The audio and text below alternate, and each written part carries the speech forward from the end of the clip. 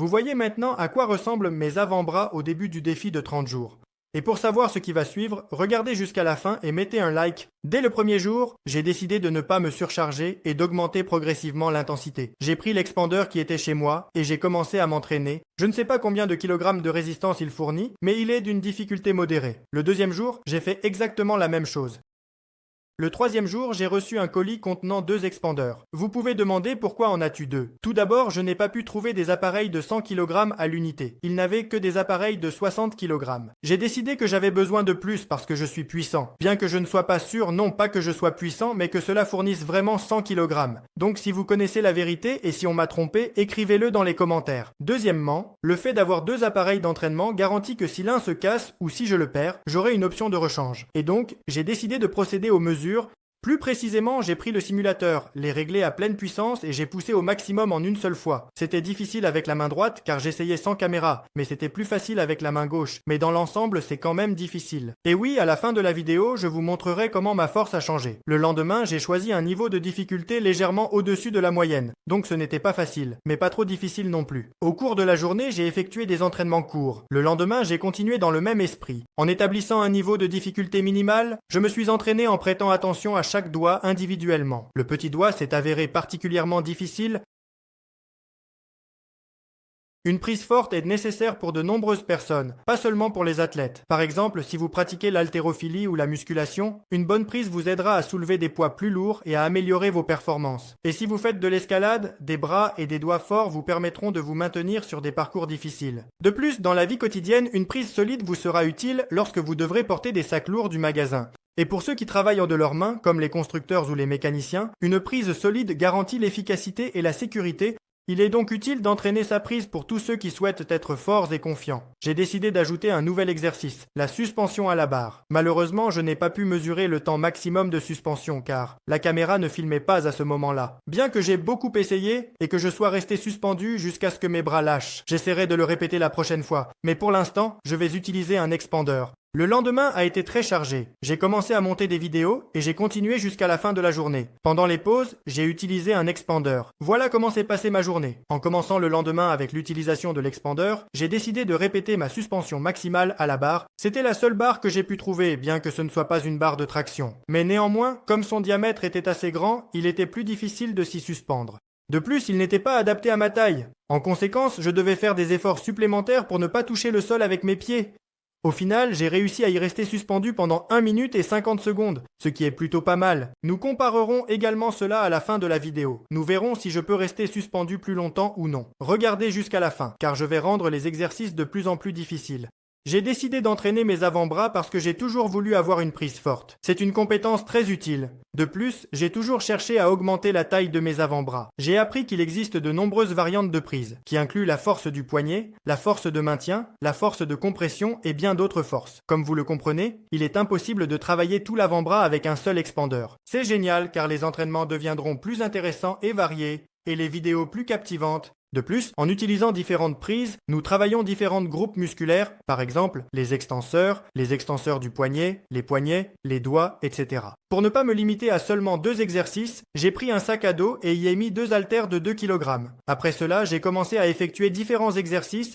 Oui, 4 kg ce n'est pas tant que ça, mais pour commencer, cela suffira pour apprendre à les faire. Bien qu'après un grand nombre de répétitions, mes avant-bras deviennent comme en pierre. De plus, pendant la journée, je m'entraîne avec un appareil pour les poignets. Le 10e jour a commencé sous la pluie, donc aujourd'hui, je ne pourrai pas me suspendre à la barre. Au fait, après les exercices d'hier avec le sac à dos, j'avais des douleurs musculaires. Donc, j'ai décidé de faire quelques séries supplémentaires. Pendant la journée, j'ai également utilisé un expandeur. Le lendemain, mes muscles étaient encore douloureux, donc j'ai décidé de me limiter à un seul exercice. De plus, l'entraînement des avant-bras sera bénéfique pour moi, car il aidera à renforcer ma prise et à augmenter le volume musculaire dans cette zone. Cela préparera encore plus mes mains pour les futurs entraînements, comme les tractions ou les séances à la salle de sport, où je serai ce type dans le quartier qui, lors d'une poignée de main, montre de toutes ses forces qu'il est fort. Le lendemain, j'ai pu me suspendre à la barre, malgré une légère pluie. J'ai également entraîné avec un sac à dos et utilisé un expandeur tout au long de la journée. Au cours des 2 jours suivants, j'ai accordé plus d'attention à l'entraînement à la maison avec le sac à dos et l'expandeur pour les bras. J'ai commencé non seulement à serrer l'expandeur, mais aussi à le maintenir pendant quelques secondes lors du relâchement, ce qui donne un effet plus important.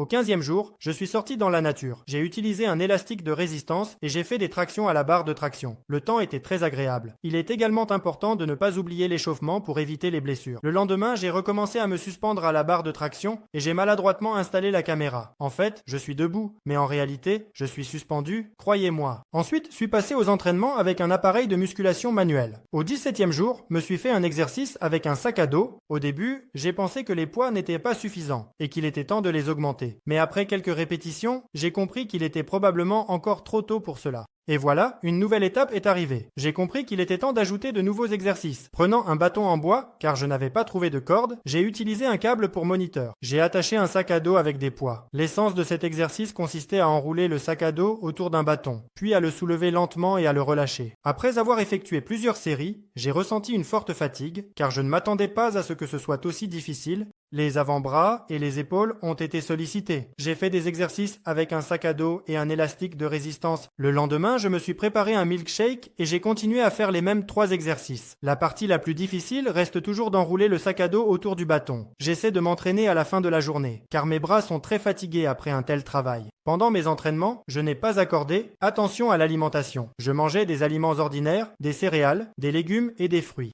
J'ai également filmé des vidéos où, pendant 30 jours, je mangeais des œufs et ces tâches se sont un peu croisées, influencé la croissance de mes muscles. Au 20e jour, je me suis fixé comme objectif d'effectuer tous les exercices en une seule journée. J'ai commencé par un maintien à la barre de traction, mais à cause de la chaleur et de mes mains moites, je n'ai pas pu tenir longtemps. En rentrant chez moi, je me suis senti mal et j'ai décidé que l'entraînement était terminé pour aujourd'hui. Le lendemain, réussi à rester suspendu à la barre traction, m'entraîner avec un élastique résistance, manger une assiette fruits. Après cela, j'ai décidé d'ajouter de nouveaux poids à mes entraînements. J'ai pris 2 haltères que j'avais déjà, j'ai mis dans mon sac à dos des supports métalliques et une pierre, puis j'ai commencé à m'entraîner. Après plusieurs séries, j'ai compris que la pierre n'était pas nécessaire. Alors j'ai enroulé le sac à dos autour de la barre et j'ai terminé l'entraînement. En imitant une barre, j'ai fait encore quelques séries. L'entraînement a été très intense. Le lendemain, j'ai commencé par un entraînement sur un appareil pour les poignets. Ensuite, je suis passé à l'entraînement avec un sac à dos. Et comme il faisait incroyablement chaud à la maison, je suis sorti et j'ai continué l'entraînement dehors. Aujourd'hui, au 23e jour de mes entraînements, j'ai commencé par des exercices avec un sac à dos. Ensuite, j'ai bu un milkshake tout en entraînant mes poignets. Après cela, j'ai décidé d'ajouter un autre exercice. Pour cela, j'avais besoin de balles de tennis, qui sont parfaites pour entraîner les doigts. Je pensais que ce serait beaucoup plus facile, mais comme les balles étaient neuves et n'étaient pas encore assouplies, il était assez difficile de les comprimer. Le lendemain a été intense. Je me suis suspendu à la barre de traction et ensuite j'ai utilisé un élastique de résistance. Après cela, je me suis entraîné avec un sac à dos, effectuant divers exercices et j'ai terminé la séance avec des balles de tennis et un élastique de résistance. Les 6 jours restants se sont déroulés sans incident, donc j'ai décidé de ne pas augmenter la durée de cette vidéo. Je m'entraînais tous les jours et il est maintenant temps de voir comment mes avant-bras ont changé. Après quelques jours de repos, j'ai fait le bilan. Il est devenu plus facile de pousser le simulateur avec une résistance maximale. J'ai fait plus de 20 répétitions avec la main droite et un peu moins avec la main gauche. Mais je n'ai pas réussi à battre le record en restant suspendu à la barre de traction. Probablement parce que je n'y ai pas consacré assez de temps. Les résultats de la mesure du volume des bras étaient légèrement imprécis, car j'ai utilisé des zones légèrement différentes. Au départ, mon avant-bras droit mesurait un peu moins de 30 cm et a augmenté jusqu'à 32 cm. Le bras gauche mesurait 29 cm et a augmenté à 31 cm. Ainsi, le volume de chaque bras a augmenté d'environ 2 cm.